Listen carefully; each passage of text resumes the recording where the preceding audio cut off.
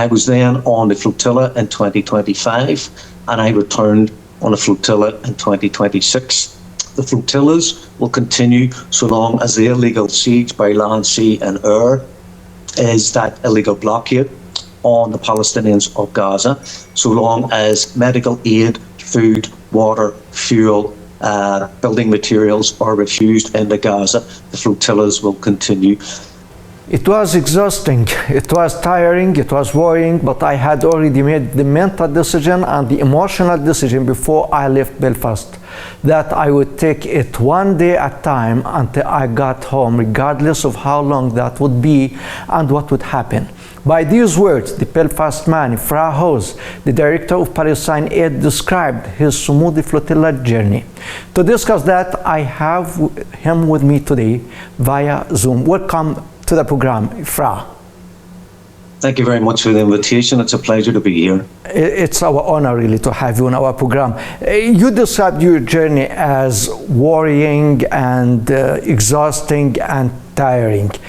Now, after all that happened, after you left your homeland, island, in order to contribute to breaking the siege on Gaza, and after the detention of by the Israeli forces, returning home, tell me, how are you doing and how you feel today?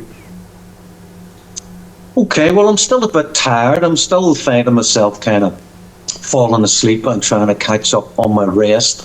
I suppose the best description I am at this moment in time is extremely angry. Anger at the Israeli administration of what they did to my friends and comrades. 15 reports of sexual abuse, including rape. 30 people with broken bones, including broken ribs, clavicles, ankles, noses, and dislocated shoulders. The way that people were treated just like the Palestinians. I think it's so important that we centre everything we talk about on the people who are suffering day and daily within the dungeons of the Zionist racist state, people who are being raped by dogs, women who are being raped by male soldiers, people who are being allowed to die through medical neglect, through torture, 400 children and hundreds of women and thousands of people held under administrative detention. So they are not convicted of any crime. They are not given the right of defence within court to challenge any evidence that's brought forward in secret.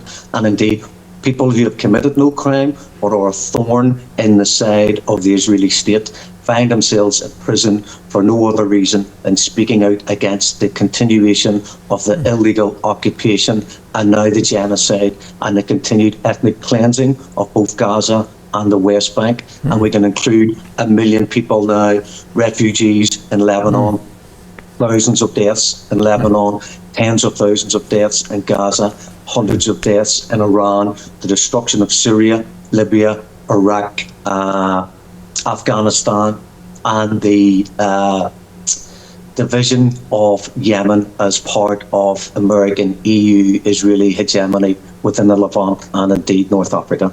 Yes, and Ifra, really your experience and that journey was like different. It was like not any other journey people might get engaged in. And there were about 350 activists on the flotilla boats from different parts of the world. If you tell me how you were feeling being part of this big campaign by the people who support justice, who support the human rights, and who support the freedom for Palestine. Yes, well, there were, I believe, representatives of over 70 different global nations. So we had people from Latin America and the Caribbean, we had people from North America, Canada, Australia, New Zealand, Europe, people from the Levant and people from North Africa, and indeed people from the country of South Africa itself. It's not my first rodeo. I first went to Gaza in 2010 on a land convoy with George Galloway, Viva Palestina 5. I helped deliver a 13-seater wheelchair accessible minibus to the Al Auda hospital, which has now been destroyed. I drew strength from the fact that people who had been on previous flotillas were returning. I drew strength from the first abductions that occurred around the 18th of April off the, maybe the 30th of April off the coast of Crete, where 177 people were kidnapped.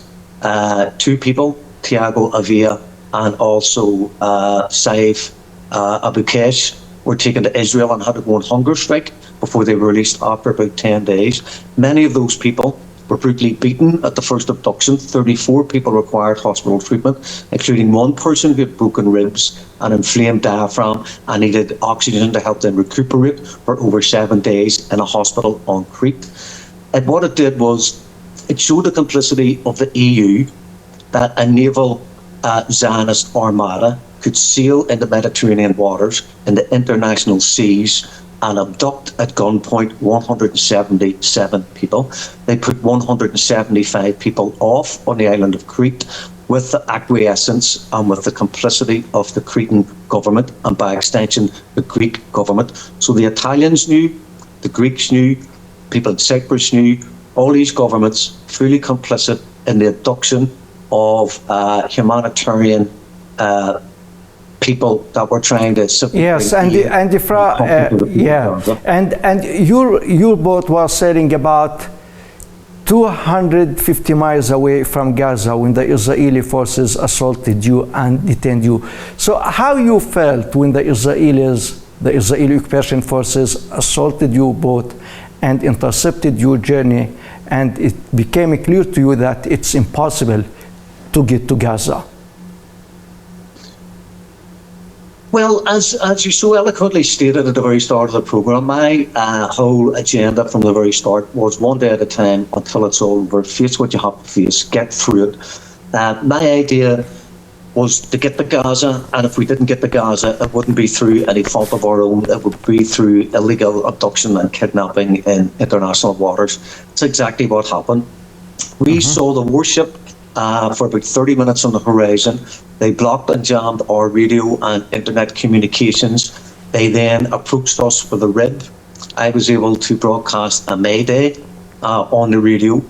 When they came to the boat, they told the captain to stay behind the helm. They told everyone else to move to the front of the boat. So the other 4 passengers, or 5, including myself, moved to the front of the boat. My first interaction with the IOF was when they pointed their sniper sights at our heads. So all my comrades had a little spot upon their head, and I realised that obviously I had one too.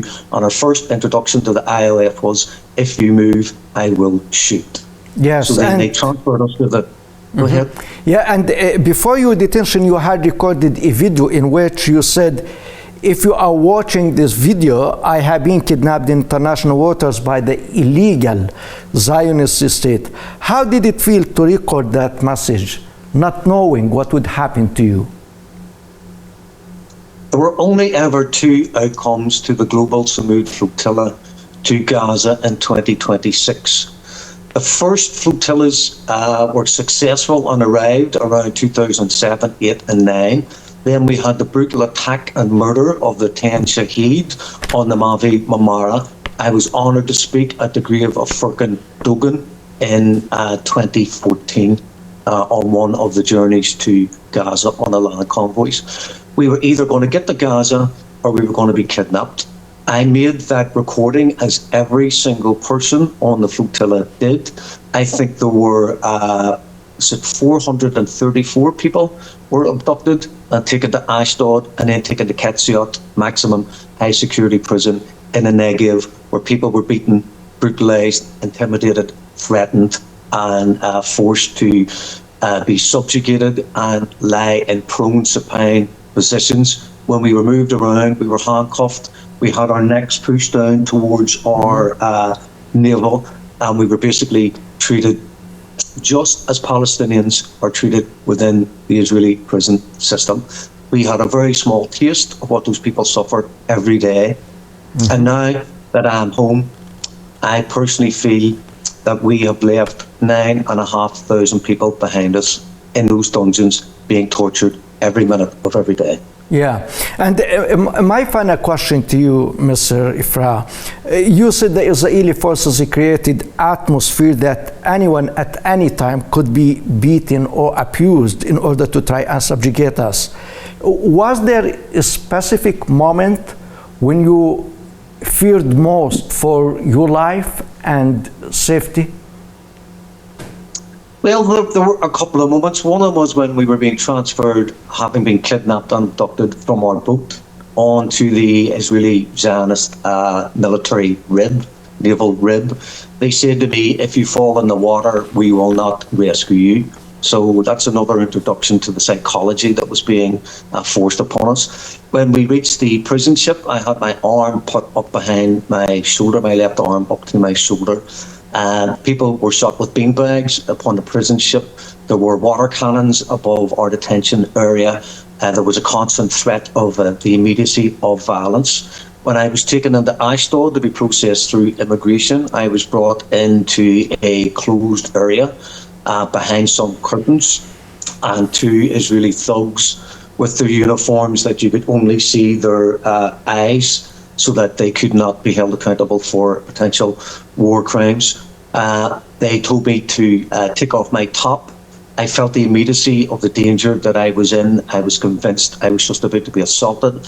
I lifted my top up to my shoulders. I retracted my stomach muscles. I was waiting to be punched. That punch did not arrive. I was then told to strip. I was then told to open my mouth and then look to the left. And when I turned my head to the side again, I was just waiting for the punch, which did not arrive, but many other people were brutalized in that very same spot later on. I was also touched on my testicles as part of this searching process, which I believe is unnecessary and not common in itself. Also, the handcuffs, my hands are numb here on the front of this hand and on the side of this thumb, from the intensity and pain of the handcuffs. And during the second strip search, I was handcuffed behind my back. I was told to get on the ground. Now, obviously, you put your hands out to support yourself in a kneeling position. I couldn't do that. I was kicked in the back. I fell on my side. They picked me up by the handcuffs at the back, at my back, and hauled me up. And then they did a second strip search, including squatting over a mirror. And at one other point, I was the first person removed from our detention cell, again handcuffed, told to kneel on the ground. There were 6 or 7 soldiers around me. I automatically put my hands up to cover my forehead when I was on the ground, because I felt at any moment I could be kicked in the ribs, kicked in the face, and brutalized. So there was a constant fear and a constant sense of confusion and disorientation, because they continually moved us around from one place to another in distressed positions. And I talked to people who had been beaten. I talked to people who had cracked or broken ribs. I realised that I am one of the lucky ones. But of 34 people out of 177 on the first abductions needed hospital treatment, and then over 30 people plus 15 that have reported sexual abuse, including rape. It shows you the violence that was evident at any moment, and that was even with Ben Gavir when he recorded that video that has gone viral to show the inhumanity of the Israeli Zionist colonial state. Fred, thank you very much for your words. Thank you very much for your empathy and for your really this great human act for the children of Gaza and all of Palestine, and for justice for all the children of the world, really, because justice can't be divided. When it is denied to the Palestinians, it could be denied to other people and other children on this planet. Thank you very much. Thank you. Salam. Thank you. And ladies and gentlemen, thank you very much for watching. And from you, Osama Nazal, have a nice time.